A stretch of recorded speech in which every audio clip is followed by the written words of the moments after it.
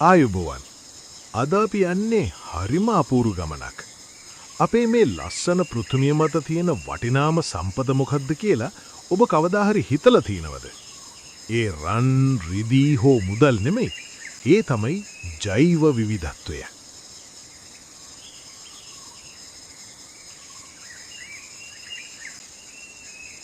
සරලවම කිව්වොත් පෘථිවියේ ඉන්න බැක්ටීරියාවක ඉඳන් ලෝකයේ ලොකුම සතා වෙන නිල් තල්මසා දක්වා වූ සියලුම ජීවීන්ගේ එකතුවට තමයි අපි ජෛව විවිධත්වය කියන්නේ.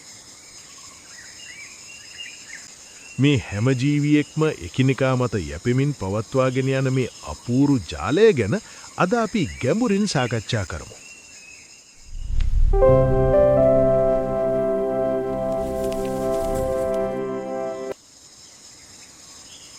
ජෛව විවිධත්වය යනු කුමක්ද? ජෛව විවිධත්වය ප්‍රධාන මට්ටම් 3කට බෙදන්න පුළුවන්.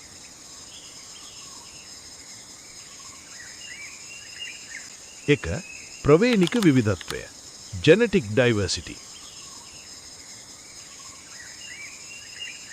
එකම වර්ගයේ සතුන් අතර තියෙන වෙනස්කම්.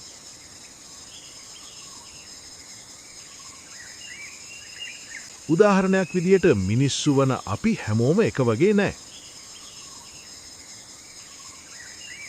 බල්ලන් ගත්තොත් විවිධ වර්ග ඉන්නවා. දෙක විශේෂ විවිධත්වය ස්පීසීස් ඩයිවර්සිටි. පරිසර පද්ධතියක ඉන්න විවිධ වර්ගයේ සතුන් සහ ශාක ප්‍රමාණය. තුන පද්ධති විවිධත්වය ecosystem diversity.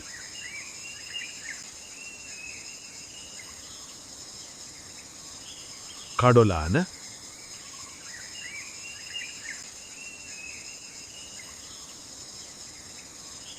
වැසිවනාන්දර,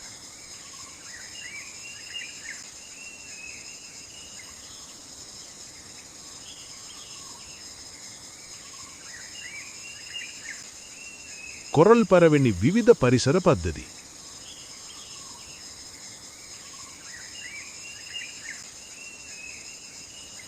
ජෛව විවිධත්වයේ වැදගත්කම.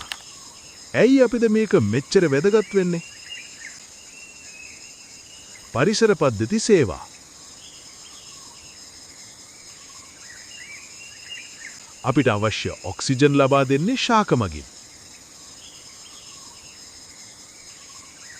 මීමැස්සන් නැත්තම් අපේ භෝග පරාගණය වෙන්නේ නැහැ. එතකොට අපිට කන්න කෑම නැහැ. ඖෂධ. අද අපි පාවිච්චි කරන බෙහෙත් වර්ග බොහෝමයක් මුලින්ම හොයාගත්තේ කැලෑවේ තියෙන ගස්වැල් වලින්. දේශගුණික පාලනය. වනාන්තර මගින් කාබන් ඩයොක්සයිඩ් උරාගෙන පෘථිවිය උණුසුම් වීම පාලනය කරනවා. ජෛව විවිධත්වයට එදි තර්ජන. අවාසනාවකට අද වෙනකොට මේ ජෛව විවිධත්වය වේගයෙන් විනාශ වෙමින් පවතිනවා. වාසස්ථාන අහිමි වීම. මිනිස් අවශ්‍යතා සඳහා වනාන්තර හෙළිකිරීම. ආක්‍රමණශීලී ජීවීන්. ඉතින් යාළුවනි, ඔයාලා මගේ channel එකට අලුත් කෙනෙක් නම් පහළ තියෙන subscribe button එක ඔබලා bell icon එකත් all දාලා තියාගන්න. එතකොට මේ වගේ වටිනා වීඩියෝ ඔයාට හැමදාම බලන්න පුළුවන්. එහෙනම් අපි යමු වීඩියෝ එකට. වෙනත් රටවලින් ගෙන එන සතුන් සහ ශාක නිසා දේශීය ජීවීන් විනාශ වීම. දේශගුණික විපර්යාස. පෘථිවිය රත් වීම නිසා හිමවලසුන් වැනි සතුන්ට ජීවත් වෙන්න තැන් නැතිවීම. ශ්‍රී ලංකාවේ ජෛව විවිධත්වය. අපේ රට ගැන කතා කළොත් ශ්‍රී ලංකාව කියන්නේ ලෝකයේ තියෙන ජෛව විවිධත්ව උණුසුම් කලාප බයෝඩයිවර්සිටි හොට්ස්පොට්ස් 36න් එකක්. කුඩා රටක් උලත් අපිට ආවේනික සත්ව සහ ශාක විශේෂ විශාල ප්‍රමාණයක් ඉන්නවා. නිගමනය සහ අපට කළ හැකි දේ. අන්තිමට අපිට කියන්න තියෙන්නේ මේ පෘථිවිය අපිට විතරක් අයිති තනක් නෙමෙයි. සිංහරාජයේ වගේ වැසිවනාන්තර රැකගැනීම අපේ ලොකුම වගකීමක්.